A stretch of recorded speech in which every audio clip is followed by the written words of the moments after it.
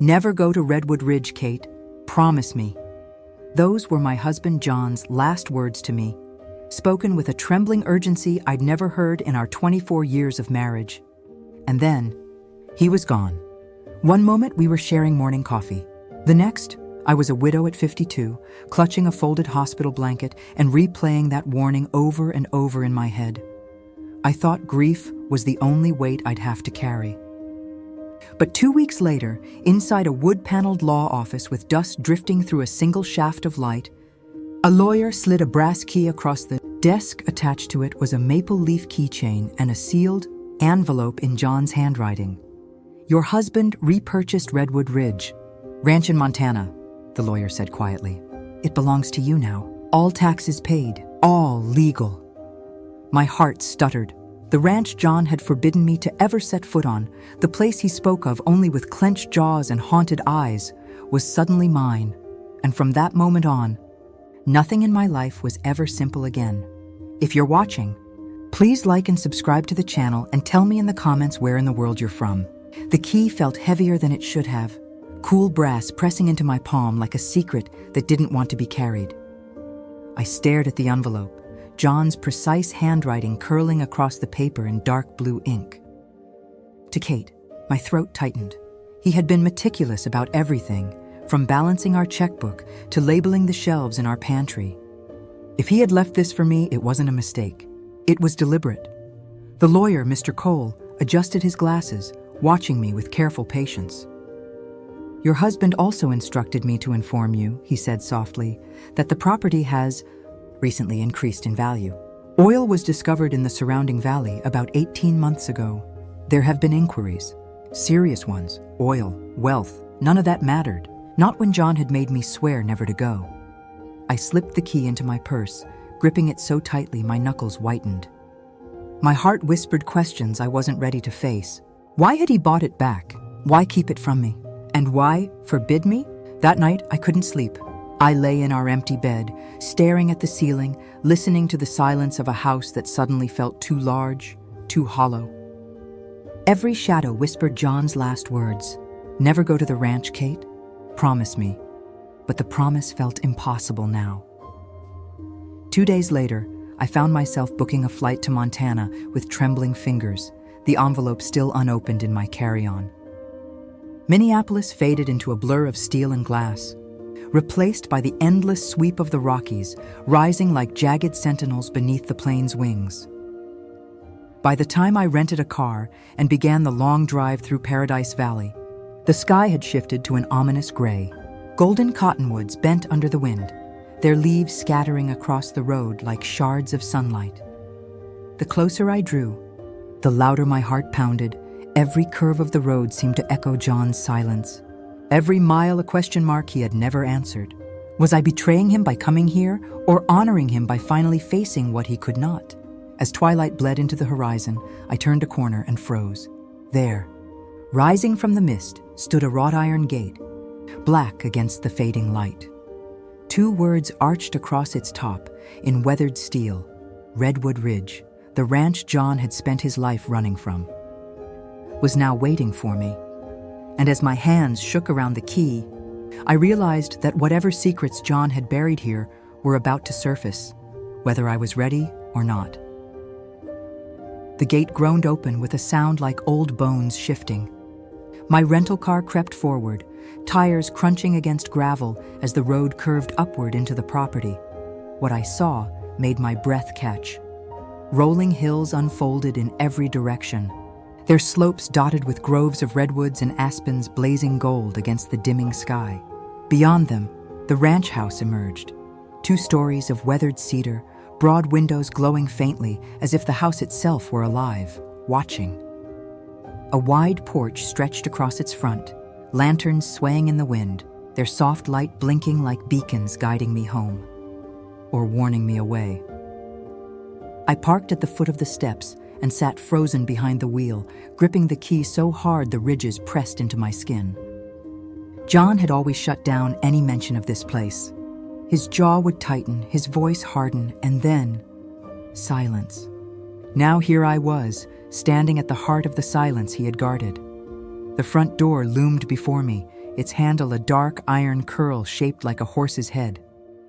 My pulse thundered. "Just a house," I whispered to myself, though the words rang hollow. "Just a house." The key slid into the lock, turned smoothly, and with a soft click, the past swung open. I stepped across the threshold and gasped. The entry opened into a soaring great room, beams of rich oak arching high above, a stone fireplace dominating the far wall. But it wasn't the architecture that stole my breath. It was the horses, paintings of wild stallions galloping across open plains. Sculptures in bronze, frozen mid-stride, muscles rippling. Black and white photographs of thoroughbreds framed in simple wood. Everywhere I looked, horses surrounded me, majestic, fierce, alive. My throat tightened. Horses had been my passion, not John's. He had humored my obsession with quiet patience, smiling when I stopped to pet strangers' mares or lingered too long at art museums. But this was different. This was devotion. Tears blurred my vision. "John, what did you do?" I drifted deeper inside, trailing my fingers across a polished banister, following the subtle scent of cedar and turpentine. At the end of a hallway, I discovered a studio, sunlight pouring through northern windows, illuminating easels, blank canvases, rows of brushes arranged with military precision. A space built for an artist. For me? I pressed a trembling hand to my mouth, memories colliding. My college years, sketching until dawn. The day I'd packed away my paints, telling myself marriage and motherhood required sacrifice. Decades of some days, buried under responsibility, John had remembered. He had given me back the part of myself I thought I'd lost forever. The weight of love and loss crushed me to my knees. Then, from outside, the crunch of tires shattered the fragile silence. Headlights swept across the porch. I crawled to the window and peered through the curtain. A black SUV pulled up beside my rental car. 3 silhouettes stepped out, tall, broad-shouldered, their movements sharp with purpose. Even in the dim light, I recognized the strong jawlines. The same steel-gray eyes John had carried. His brothers, and from the grim set of their faces, I knew they hadn't come to welcome me home. The knock rattled the door so hard the lanterns outside swayed. "Mrs. Miller," a voice boomed. Deep and commanding, carrying the same faint Montana drawl John's voice softened into when he was tired. "We know you're in there. We need to talk." I backed away from the door, pulse pounding in my ears. The lawyer had warned me about this possibility, but hearing it, their voices, so like John's yet sharpened into steel, made the room tilt beneath my feet. Another knock, sharper. "Kate, it's Rick, John's older brother. Open up. You don't want this to get ugly." Ugly? My knees weakened, but something inside me snapped taut. I wasn't about to let them bully me in my husband's house. I forced my voice to steady. "This isn't a good time." A pause. Then a different voice, smoother, practiced. "Alan, the lawyer. We understand you're grieving, but you've stumbled into matters that don't belong to you. Redwood Ridge is Miller land, always has been. You're confused, Catherine, emotional. This property..." I cut him off, surprising even myself. "I'm neither confused nor emotional. My husband left this to me. Legally, fully. You have no right." For a moment, silence pressed against the walls. Then the youngest, David, spoke, his voice softer but edged with warning. "Legality doesn't erase blood. You're not one of us." John should never have gone behind our backs. My stomach twisted. John had always carried shadows when speaking of his family. Now those shadows had faces, cold, unyielding, demanding. Rick's fist pounded once more on the door. "Catherine, we're trying to be reasonable. Let us in and we can discuss terms. Don't make this harder than it needs to be." I glanced toward the fireplace, its flames throwing long, flickering shadows across the gallery of horses. Their frozen gazes seemed to dare me, run, or stand firm. My voice cracked but held. "I won't be intimidated in my own home." Outside, footsteps retreated, gravel crunching. I peeked through the curtain just in time to see the brothers conferring by their SUV, shoulders stiff, faces carved from stone. Rick jabbed a finger toward the house. Alan shook his head. David kicked at the gravel like a restless child. Finally, Rick looked back, eyes narrowing as if he could see straight through the walls into my trembling heart. His lips moved, and though I couldn't hear the words, I read them. This isn't over. The SUV roared to life, headlights sweeping across the windows, and then it disappeared into the night, taillights glowing like angry embers. The silence that followed was suffocating. I pressed my palms to the cool glass, my breath fogging the pain. My body shook, but underneath the fear, something else began to stir, something I hadn't felt in weeks. Defiance. John had left me this ranch for a reason. And if his brothers thought they could rip it away, they were about to learn that a grieving widow can be far more dangerous than they imagined. The silence after the SUV faded was deafening, broken only by the crackle of the fire. My pulse still thundered, but my eyes kept drifting toward the desk by the wide window. There it sat. A silver laptop, sleek, almost glowing under the lantern light. Across its lid, a single red rose lay as if John had placed it there just hours ago. My throat tightened. Hands trembling, I brushed the rose aside and flipped the laptop open. The screen flickered to life, password prompt waiting. I stared, unsure, until John's words from the letter returned to me. The day we met. Followed by your maiden name, my fingers typed slowly, 06151997 Harris. Enter. The screen unlocked instantly. A single folder appeared, its name cutting through me like a whisper from beyond. For Kate. I clicked it. Hundreds of files filled the screen, videos, each stamped with a date. The first was labeled the day after his funeral. My breath caught. With a shaking hand, I pressed play. John's face filled the screen. Not the pale, worn man I'd kissed goodbye in the hospital, but vibrant, healthy, the man I'd fallen in love with. His crooked grin, the light in his eyes, it hit me so hard I nearly fell from the chair. Hey, Katie. His voice cracked through the quiet room, warm and steady. If you're watching this, then I'm gone. Tears blurred my vision. I should have told you more, he continued, leaning forward as if he could reach me. But I was afraid of losing the little piece we had left. Redwood Ridge wasn't just a ranch. It was where I learned to hate, to hide, to survive. And I swore I'd never drag you into that darkness. His smile faltered, replaced by something rawer. But I also couldn't leave you unprotected. My brothers, they won't stop. They've been circling this land like vultures for years. Oil was found in the northern hills 18 months ago. They see dollar signs, nothing else. They'll try to make you doubt yourself, twist Jenna against you, even use the law. But listen to me, Kate, this ranch is yours. Every beam, every stone, every acre, I made sure of it. I clutched the desk edge, breath shallow, every word searing into me. John's tone shifted, softer now. I left you more than deeds and documents. I left you a map of my heart. You'll find pieces of me in every room, things I built for you, secrets I never had the courage to share while alive. And if you'll let me, I'll keep you company for 1 year. One video every day. To explain, to love you, to remind you, you're stronger than you think. My tears spilled freely, falling onto the keyboard. Then his eyes, so alive, locked with mine through the screen. Katie, promise me one thing. Don't let them break you. Redwood Ridge isn't just land. It's our legacy. Protect it. The video ended. The screen froze on his smile, the smile that had carried me through 25 years of marriage. My heart shattered and healed at once. Outside, the wind howled against the ranch walls.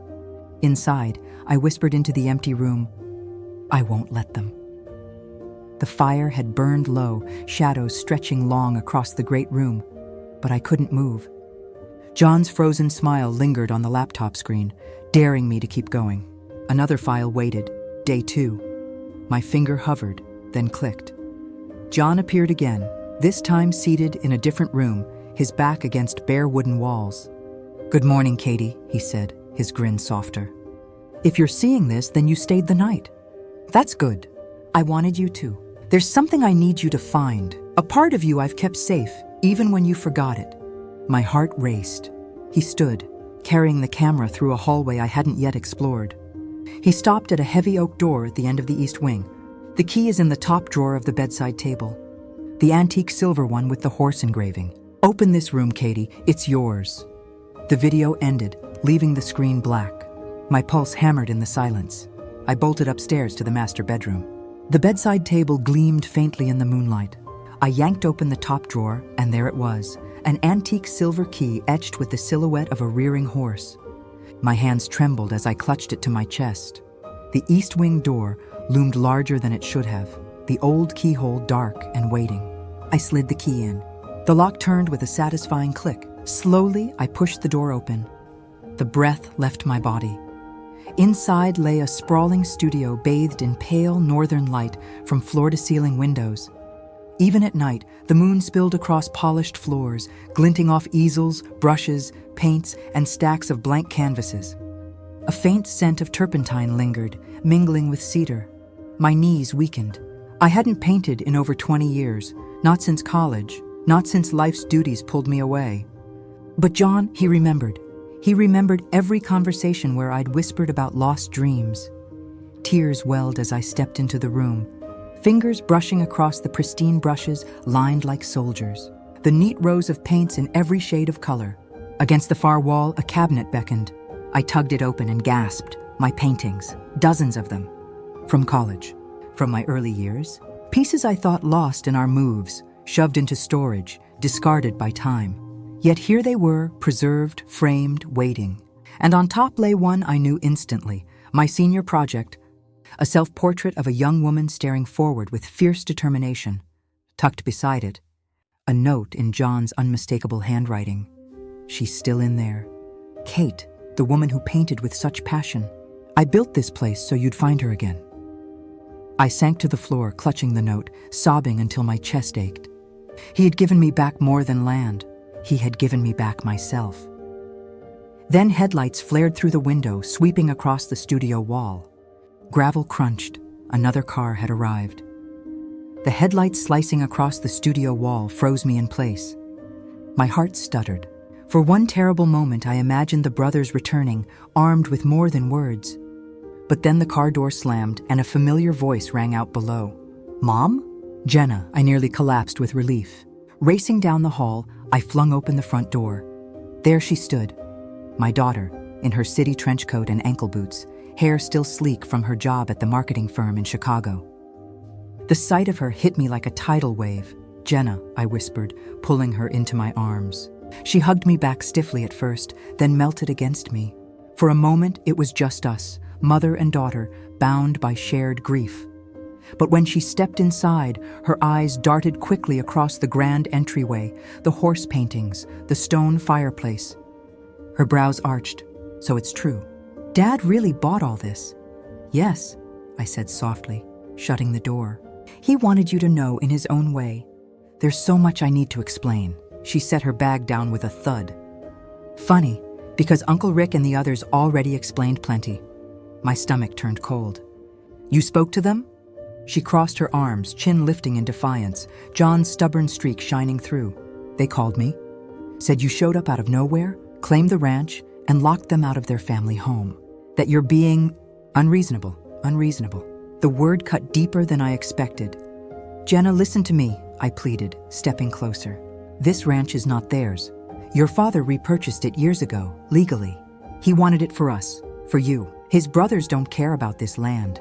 They care about the oil under it." Her face softened for a flicker of a second, but then hardened again. "Even if that's true, why the secrecy? Why didn't Dad ever tell us? It feels like we were left in the dark. Doesn't that bother you?" Her words struck the rawest nerve inside me. Of course it bothered me. I'd been drowning in that very betrayal since John's death, but hearing it from her lips made my chest ache with a different kind of pain, the fear of losing her to their side. I took her hands, forcing her to meet my eyes. "Yes, it hurts, but your father wasn't trying to deceive us. He was trying to protect us. He left messages. For me? For both of us? Messages?" I nodded toward the laptop. "He's still speaking to us, Jenna, every day for a year." Her lips parted, eyes widening as the firelight flickered across her face. For the first time since she walked in, uncertainty cracked her hardened stance. But before I could press further, tires crunched again outside. This time, the low growl of an SUV, Jenna turned sharply toward the door, her voice tense. They followed me. The Mitchell brothers had arrived. The brothers' taunts still echoed in my skull long after their SUV growled down the gravel road. I stood by the door shaking. Jenna upstairs in her room, silent and unreachable. My chest ached from the confrontation, but beneath the fear, another current surged. Rage sharpened into resolve. I would not be outplayed. Not here. Not with John's legacy in my hands. That was when Ellis appeared. The ranch manager, stoic, weathered, eyes like worn leather, stepped into the great room. "Mrs. Miller," he said carefully. "Your husband asked me to wait until the right moment." I blinked. "What do you mean?" He gestured for me to follow. Lantern in hand, he led me across the yard, past the glowing barn windows. The night air was sharp with pine and earth. The silence of Montana stretched endless. At the far end of the stables, he stopped at an old weathered barn that looked like it hadn't been touched in years. "John built something here." "Insurance," Ellis murmured. He shoved aside stacked hay bales, revealing a trapdoor sunk into the dirt floor. An iron lock clicked beneath his key, and the door groaned open. A cold breath of air rose from below. My pulse quickened as I descended the wooden steps. Lights flickered on, illuminating a concrete tunnel lined with steel supports. The air smelled of dust and secrecy. At the end, the tunnel opened into a hidden chamber. My breath caught. Filing cabinets stood in rigid rows. Maps covered the walls. A desk bristled with computers and stacked folders. It was a war room. John's war room. Ellis watched me take it in. He started this after his brothers showed up last year. Said he couldn't trust anyone else to protect you. I moved to the nearest wall map. Bright red markings traced across the ranch property. Notes in John's precise handwriting dotted the page. Depths, measurements, survey results. My fingers shook. "These are oil reports," Ellis nodded. "The big deposits aren't where the companies are drilling. They're here." He tapped a rugged western section. Rocky hills everyone assumed worthless. John confirmed it with 3 different geologists. "Your husband didn't just buy back this ranch. He bought the heart of the oil field. His brothers don't even know." I staggered back, clutching the table for balance. My grief-stricken, secretive husband had been playing chess 3 moves ahead while I thought he was just vanishing on business trips. Ellis pulled open a filing cabinet, dropping a thick folder onto the desk. "There's more. Records of their financial scams, shell companies, insider trading. Enough to bury them in court if they push you too far." I opened the folder, scanning page after page of incriminating documents. My fear began to melt into something else. Power. John had known this day would come. He had armed me, not just with love and memories, but with leverage strong enough to crush his brother's schemes. I closed the folder, lifted my chin, and whispered into the hollow chamber. "You underestimated me, Rick. All of you did. Now it's my turn." The hidden chamber still hummed in my veins as Ellis and I climbed back into the night air. My head was spinning with maps, numbers, leverage. For the first time since John's death, I felt a weapon in my hands. But when I stepped back into the house, my victory crumbled.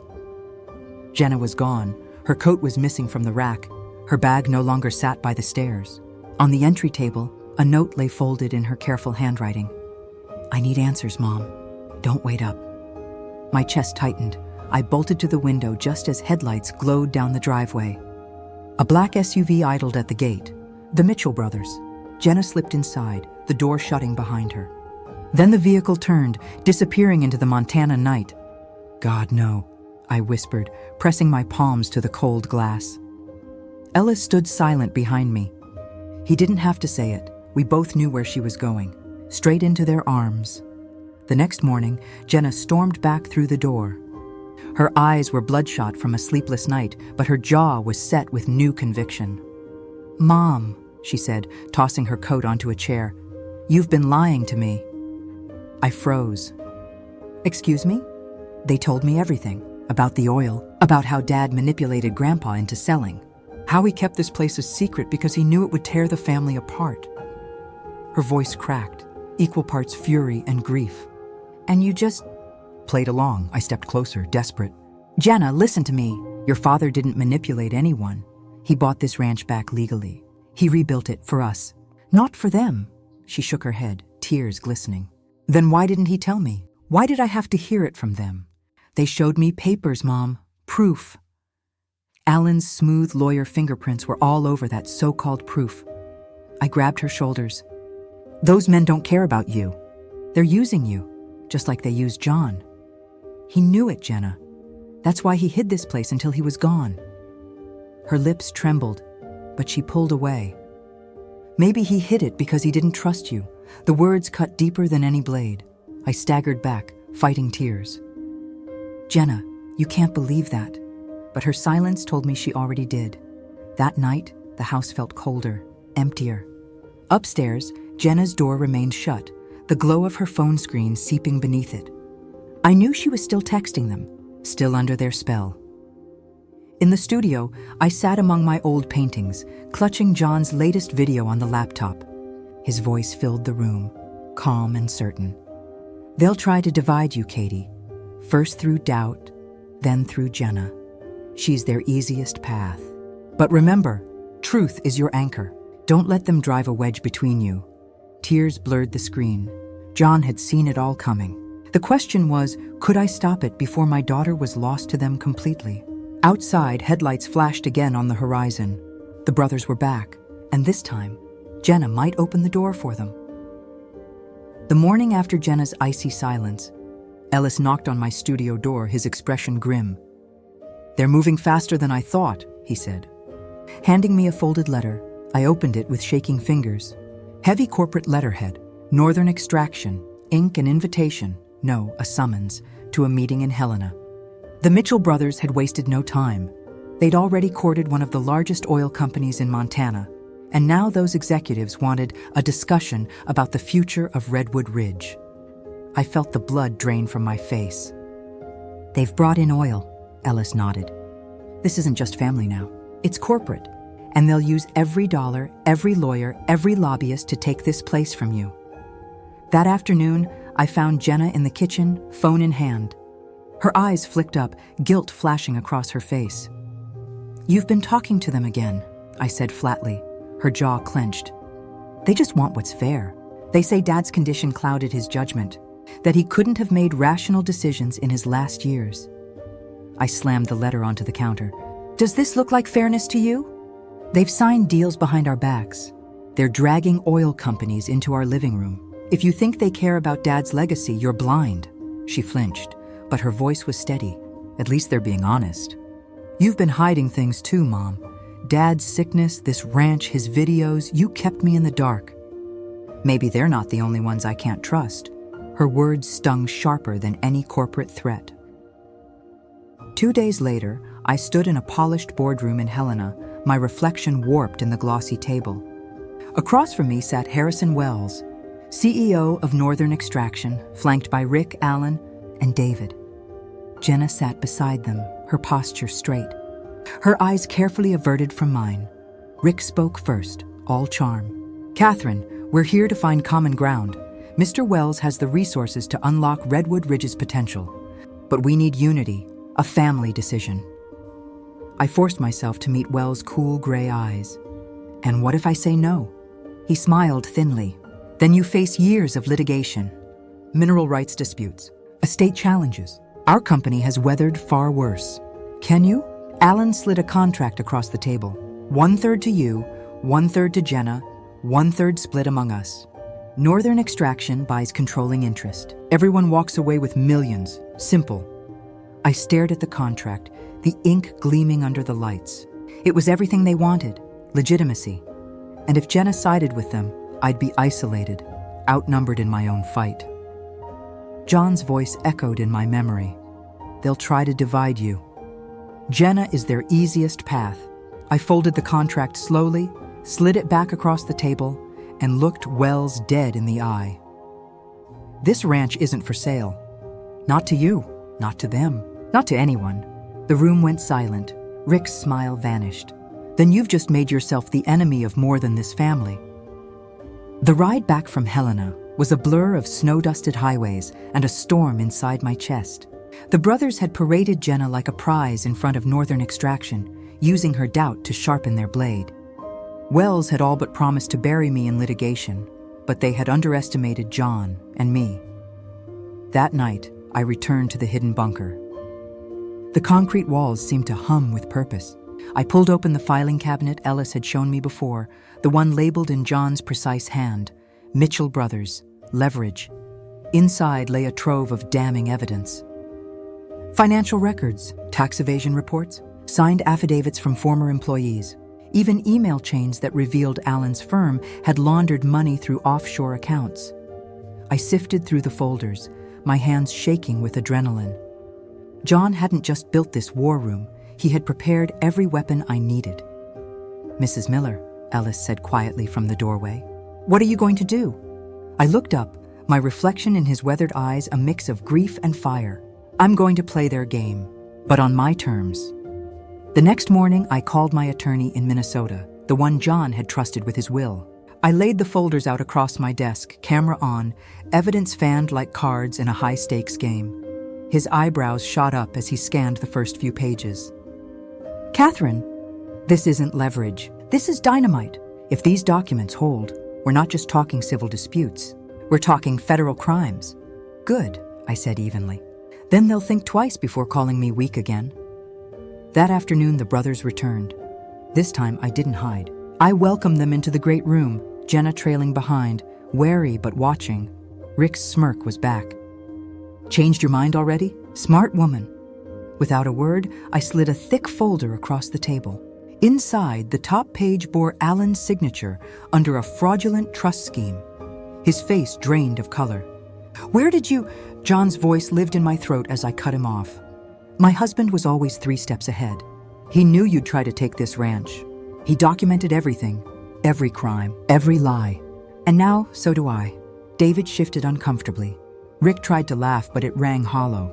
"Empty threats, Catherine." I leaned forward, my voice cold as the Montana wind.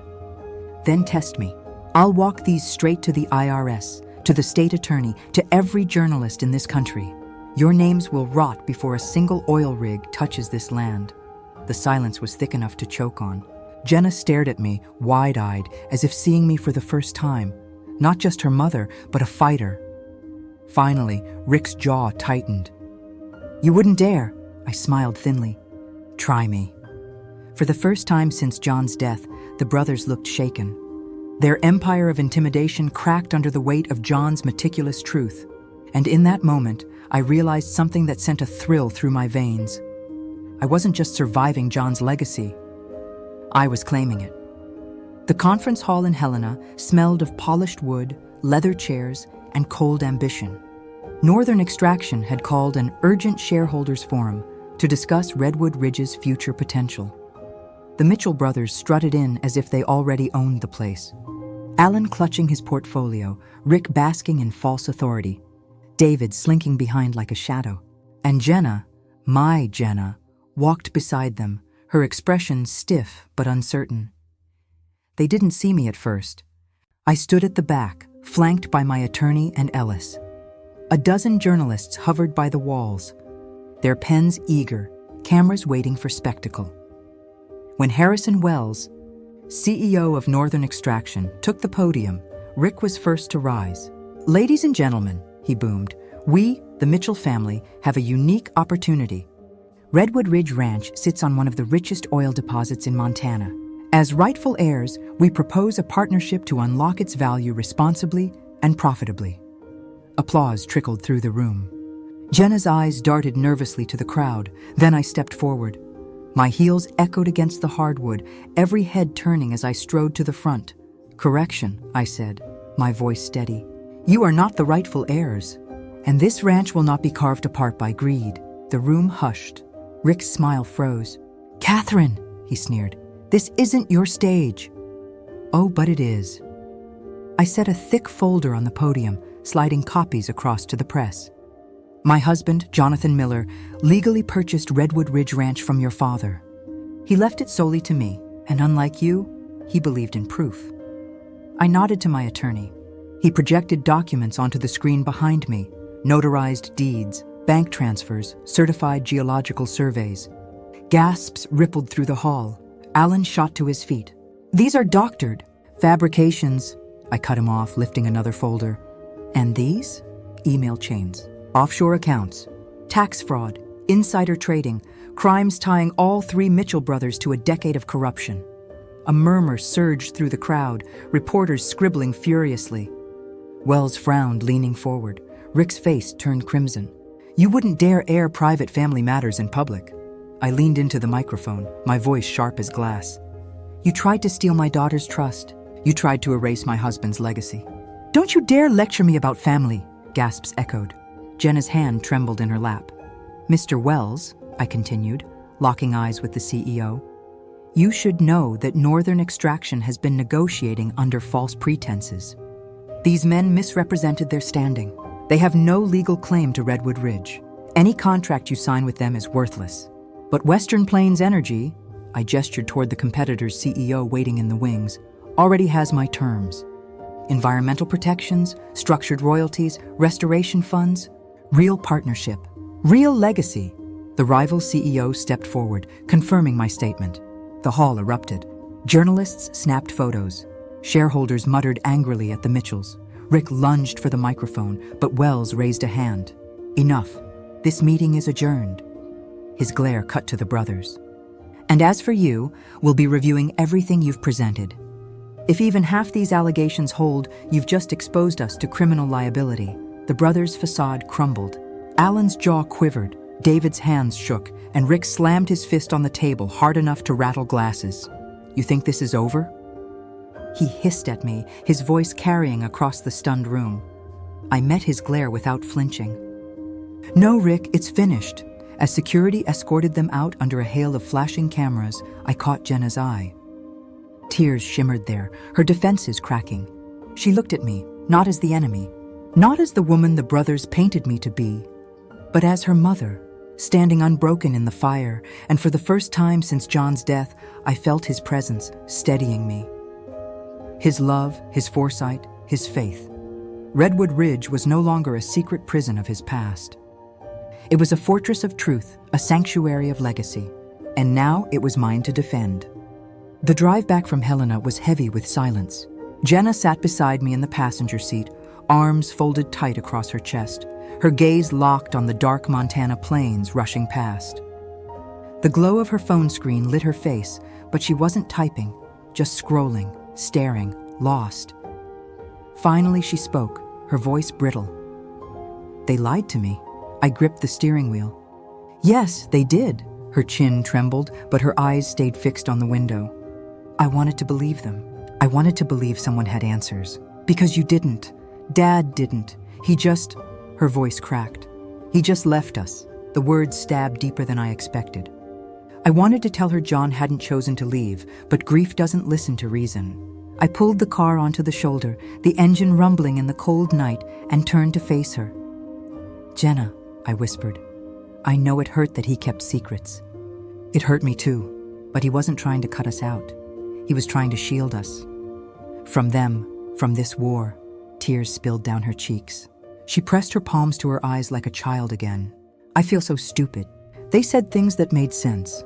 About fairness, about family. I thought, maybe Dad was wrong. Maybe you were too.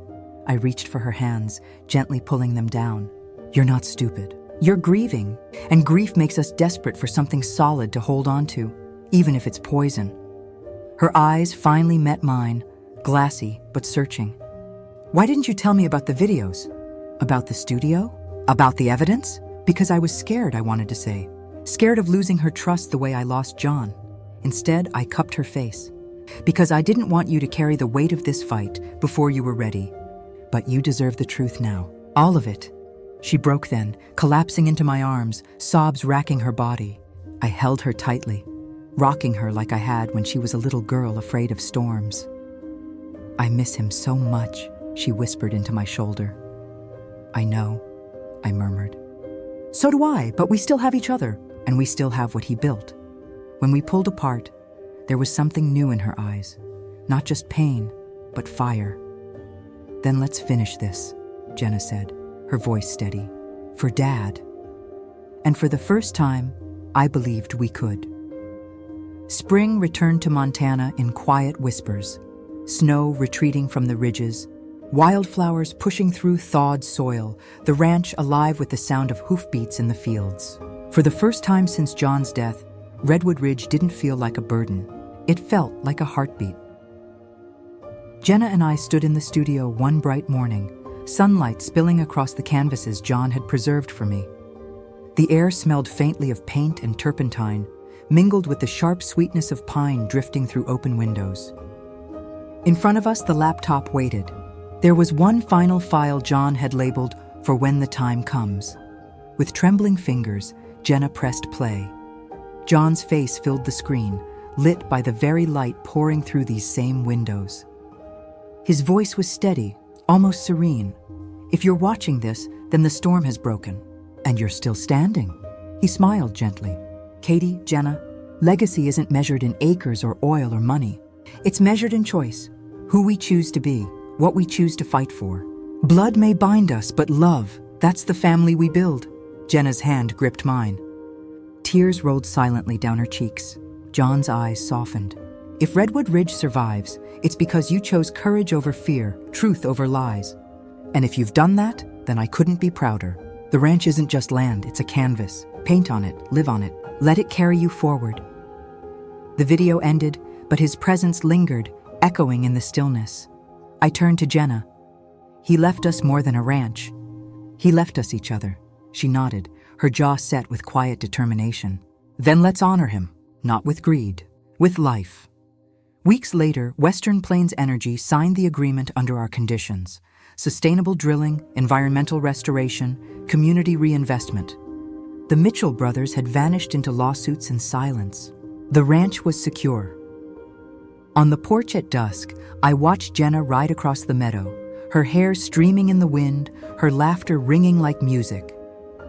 Behind her, the mountains glowed gold, as if blessing this new beginning. I returned to the studio, brush in hand, canvas blank before me. My first stroke was shaky, but sure. "Legacy isn't what we leave behind," I whispered, recalling John's words. "It's what we set in motion." And with that, Redwood Ridge came alive again, through paint, through love, through us.